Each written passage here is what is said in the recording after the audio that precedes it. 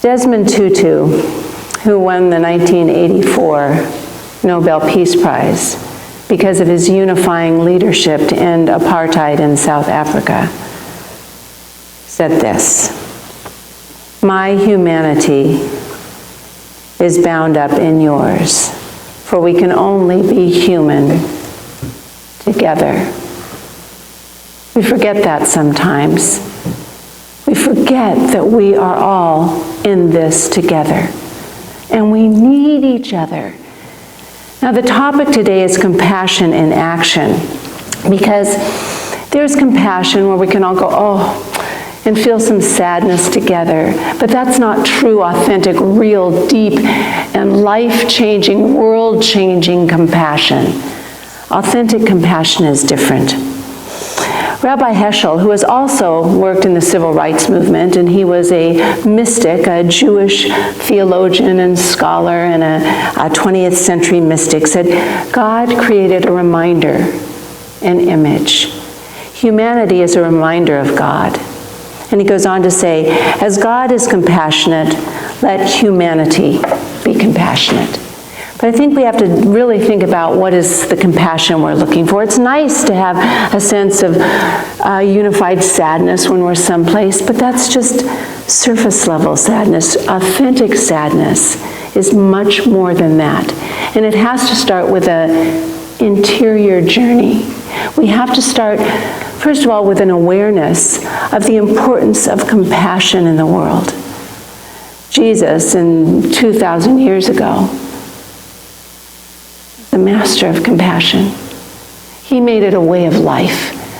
He could only do his healing and his teaching because he had activated that compassion in his soul, and he could give it out into the world.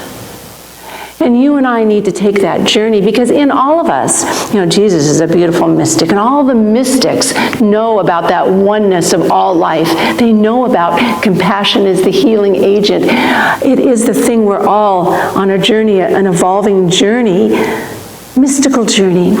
We all have a mystic inside of us that wants to be developed and fed and nourished so it can do its work in the world.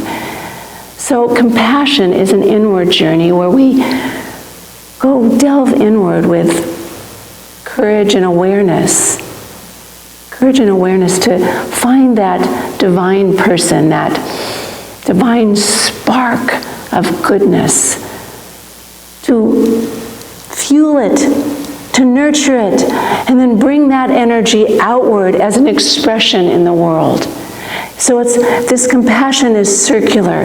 It starts within and goes out. That's compassion in action, and it's for us to do. We have to realize we are compassion. Now, a lot of this month was based on Matthew Fox and his book, A Spirituality Named Compassion. That's where I got the Humpty Dumpty story from Matthew Fox. Now, Matthew Fox was a bit controversial. He was a Dominican priest, but they didn't like the fact that he didn't believe in original sin. Believed that we all, everyone, everything is originally blessed. That we are both blessed and a blessing. And he got in a whole lot of doo-doo for that. They didn't like that so well, but we love him. We love him because I too believe in the original blessing. And that's compassion, because it was Meister Eckhart who said, and Meister Eckhart is a 13th century mystic also. So first of all, mystics all speak that same language. They speak the language of oneness and compassion. It doesn't mean their lives are all perfect, but there's a greater understanding. When we see the bigger picture and we have a larger view, we can start putting pieces together to understand all aspects of life are about compassion. Meister Eckhart said the most perfect, best name for God is compassion, because the first act of God, the first of everything God creates and does, comes from the energy of compassion. These are the lot of names of God, all the truths, the attributes, the wonder. The compassion is the best. So we're just starting at the top. We're starting there. We're starting with the just intention, with the intention to make compassion a way of life. You see, inside all of us, not some of us, but all of us, we have infinite potential. Yet that potential depends on how we train our thoughts, where we put our attitudes in our mind, because we can use that potential to be compassionate, happy, joyous, positive people that bring goodness to the world, or we can use that same potential, because we've been given this free will to learn in whatever way we want to learn and grow. We can use it for harm and destruction and pain. And somewhere along the line we've gotten confused and thinking this world is a world of duality and separateness, when actually it's a world of oneness and unity. That's why I talk about and we read about the mystics all the time, because the mystics get it and they guide us. They're beautiful shoulders to stand on. I mean, 2,000 years ago, Jesus said, "What you want done to you, do that to others." Isn't that the golden rule? Isn't that the basis of most cultures and traditions, that we know that we are here to do unto others as we would have them do unto us? That's the basic teaching and understanding of a mystic, is that we want to do that. And he also said, be compassionate as your Creator in heaven is compassionate. So he talked also of that nature of compassion as being the greatest attribute that God gives us and demonstrates always.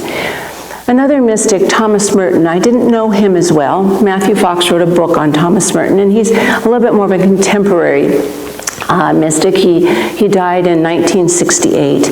And actually in his last talk, he was also a theologian and a scholar and a Catholic priest, a Dominican priest. He usually talked about the journey of the heart and how we have to develop that heart energy. But his last talk, only 2 hours before his death, he talked about the interdependence of life and how we needed to recognize beyond anything that we are all connected. We are connected, and compassion is the word that we need to use for that interconnection of life if we want to keep this life moving upward and being happy, because compassion is important. But right now, the world is dying, in a sense, because of a lack of compassion. Do you know, in the Bible, the word hatred is defined as a lack of compassion. Ernest Holmes says we have no room in our life for hatred. The first thing we can work on that inner journey is anything that is calling us to feel hatred or aversion, or work on that first. What's bothering you? Question, be aware, work on it. Because the reason that the world is dying, so to speak, of a lack of compassion is because we, and it doesn't mean the people here, because I know we do our work, but we as humanity are not doing the work, because living a life of compassion, making that a way of life, takes deep work and concentrated effort every day. I don't mean sometimes, but every day, to look at your life, the daily events of your life, and say, am I in alignment with compassion? Am I in alignment with what I want for myself? No, we'll fall, we slip, we make mistakes, we're nasty sometimes, we can be mean, we can be hurtful. Yeah, but that's not the majority of our life. We need to look at what's the tendency of our thinking, because we can change our thoughts and change our life and change our attitudes and change our mind. So we're focused on the positive, but it takes work. It takes practice, deep, deep work of going inward again.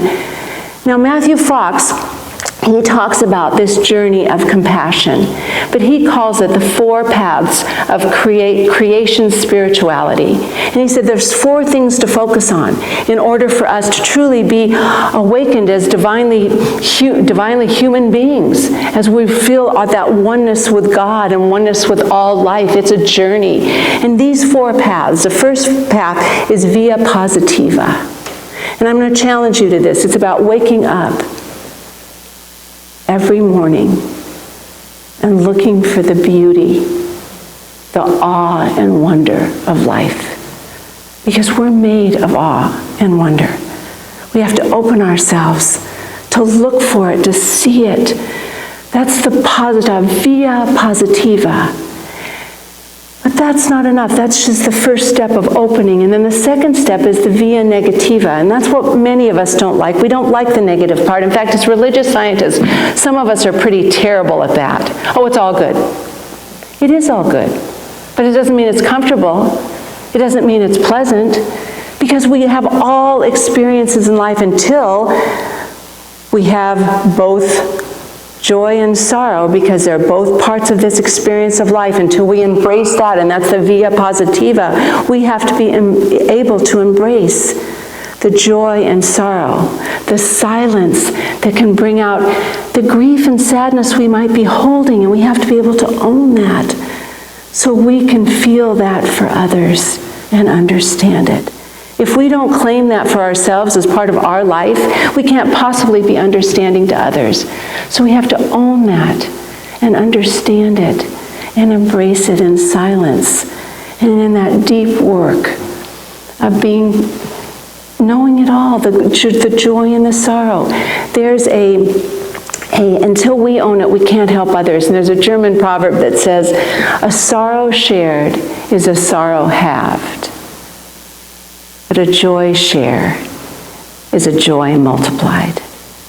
So we have the opportunity, if we experience all of life, to help one another through the tough times, and just that compassion it's my joy to celebrate this time with you, whether it's a joyful time or a time of sorrow and grief.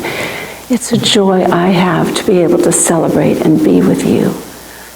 The fourth path that Matthew Fox talks about is via creativa. And once we've done our work in seeing the awe and wonder and beauty in the world, and we've delved into ourselves, and we've come into alignment with the joys and the sorrows, the goods, the bads, being really true of where we have our weaknesses and we have our strengths. We have both, because until we claim our weaknesses and our strengths, we're not going to be able to see that for others. And so the via creativa is when we connect with, that light, that divine spark within, and we start co-creating with Spirit in our creative processes in the world. We get to create and show our gifts in the world. You know, this whole idea of being a compassionate person to help the world is not here to overwhelm us. We can't help everybody, but we each have a part to play in making things better. And that's what this creative expression is. Once we're co-creating with God, we'll know what's our part to do. Where can we show up and share and be that container of love and light and understanding. And then the last path he has, because you have to do all this work first before you can do the path of via transformativa, which is the journey of compassion and justice. But not justice like we find interpretations of the law or anything like that. It's the justice simply of doing the right thing, doing the good thing. And compassion, we use that compassion and doing the right thing to help one another. And that's the path we take. And once we do that, we can start celebrating all of life. Not just some of life, but we can understand there's a piece and a place of all things that make this big, beautiful puzzle, this interconnected web of life in which we live. You know, when we celebrate life, we live in that awe and wonder, but we also can be there in the joy and sorrow. It was the mystic,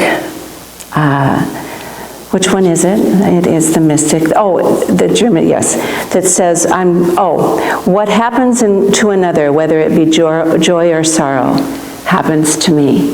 And that's what true compassion is. So, Compassion in action is a reaching out. And I have said this, I think, every Sunday for weeks now. But my vision of compassion is what Ernest Holmes says, when we get that divine person within us, where one hand is in the hand of God and the other is stretched out to humanity. Now, whatever gifts we're going to give, Mother Teresa said, we can never know how healing the power of one simple smile can be. Kirk and I were watching just the nightly news last night, and I love the way the news stations are putting good news. You know, they're tagging it on to the end of the news report. It should be filled with the good news, and that's what I've always prayed for, is there's a good news reports going on all the time. But last night, it was a story of a 15-year-old boy named Paul Scott. And Paul Scott is a freshman in high school, and he's on the cross-country running team. But the caveat to this is Paul Scott is legally blind. And the only way he can be on the cross-country team is that a young boy, an 11-year-old named Rebel, I thought that was really cute, his name's Rebel, raised his hand or opened his heart when a note was sent out in the community, would anybody be willing to help Paul run? And this 11-year-old boy said, yes, I will. And he took one of those thick, like exercise bands, and they each have it tied to their arms. And they've been in meets and done running where Rebel is the voice, the words, and he guides Paul. And they've run cross-country races, but they do it with joy, because it's not just about kindness, it's about inclusion. And Paul and Rebel have become very good friends off the field, and it showed them playing some card games as Rebel was teaching him there, and they shared in joys together, and it was a beautiful story. We never know where our acts of compassion and kindness can change people and change the world. We need, in order to do that, to step away from our little thinking, from our ego, from our problems, from our difficulties, and realize when we're reaching out, it expands us, and we can expand each other. We just have our part to do. So I just invite you this week or today, what's mine to give today? Because this isn't just a random act of kindness. Now, Peggy, we all want to help you and help the kids from our Orange County to get their Christmases. We all want to do that. That's an act of compassion. But when compassion becomes a way of life, it's a daily question of how do I be the best of me that I can help those around us, because truly we do the most good when we're simply living the truth of who we are. And the truth of who we are is a conduit, a vessel, a vehicle for God's love. And that's the best we can do. And how do we show that love today? How do we make that difference today? So take this moment right now, and let's just close this morning with a prayer and an understanding that what we're looking for, we already are. And just open in this moment to the understanding that the compassion, the love, the truth, the integrity, the love of God is already within us right here and right now. And as we open our minds and open our hearts to become a greater vessel, a greater vehicle to this goodness, as we allow it to permeate our being, to flow through us, to let that one source, that one mind of God, that one essence and energy of love flow through us, and realize it is this same energy, this same light, this same love, this same goodness that flows through everyone. Even that person who cut me off today on the way to the center, it was love there in some way. I understand that the goodness that we seek is already in us. And as we expand it and recognize it and know it, as we fill ourselves with self-love and understanding for all our strengths and weaknesses, our goodness and our inadequacies, that we become a beacon.